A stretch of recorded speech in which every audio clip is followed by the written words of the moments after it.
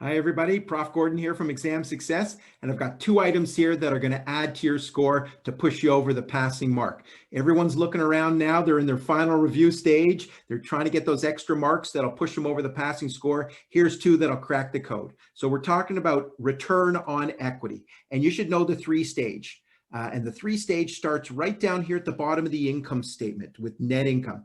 We've got net income over sales, that's the profit margin. We've got the sales over the assets, that's the asset turnover. And we've got the assets over the equity, that's the financial leverage. Okay, everyone remember that. Now, how do you go to the five-stage? I've got an income statement here because it helps to frame this and it helps me to remember it. What we're going to do is we're going to move up a couple of steps on the income statement. We'll move up here to pre-tax income. This will remove the tax burden. So let's go ahead and put this in here. We'll have earnings before taxes over sales times the sales over the assets times the assets over the equity times the net income over the earnings before tax. What have we done? We've separated out the tax burden. Okay, that's a four-stage. Nobody stops there, but let's go to the five-stage. We're going to go up one more step on this income statement. This is the easiest way to remember it. We're now going to remove the interest burden. So we're looking at EBIT. So this is the operating margin, EBIT over sales,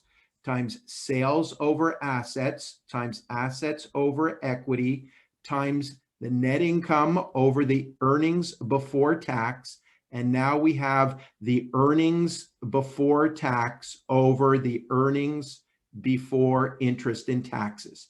We now separated out our tax burden and our interest burden. So I think that you've got to be able to do this five-stage. The only application on the exam is if they have a specific question asking you to calculate one of these components, operating margin or the tax burden or the interest burden, for example. Otherwise, you can simply use the three-stage, or if they give you the information, you can just drop down in net income over equity. That's the first concept. The next concept focuses in right here on the tax burden or the interest burden. And I think that CFA Institute is going to give you a question where they change the numbers.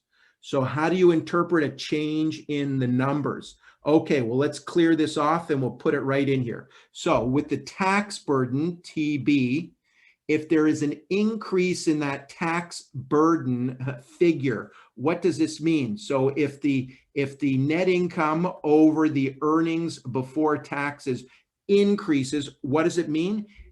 It means if the number increases here, it means the tax burden actually went down. Misleading here, yeah, it does. You can make up an example and you can prove that. Be aware of that. That's the CFA trick. The same with the interest burden. The interest burden where we have the earnings before tax over the earnings before interest and taxes. If this number goes up, don't think that the interest burden is going up. That's the wrong interpretation. The interest burden is actually going down. It's the opposite. These are the two CFA-isms. You got to know those tricks. Those will add in the extra marks. If you're looking for extra marks to layer in, you want to know what to do. A lot of candidates are saying what to do now. What do? You've gone through material. Grab my final review. Yeah, I've got a special offer for you. If you use the code FINALREVIEW50, you'll save 50%. It's a run through of over 300 questions with video solutions, a lot of tips and tricks there that are going to layer in extra marks and get you over the passing score. All right, we'll end this video here.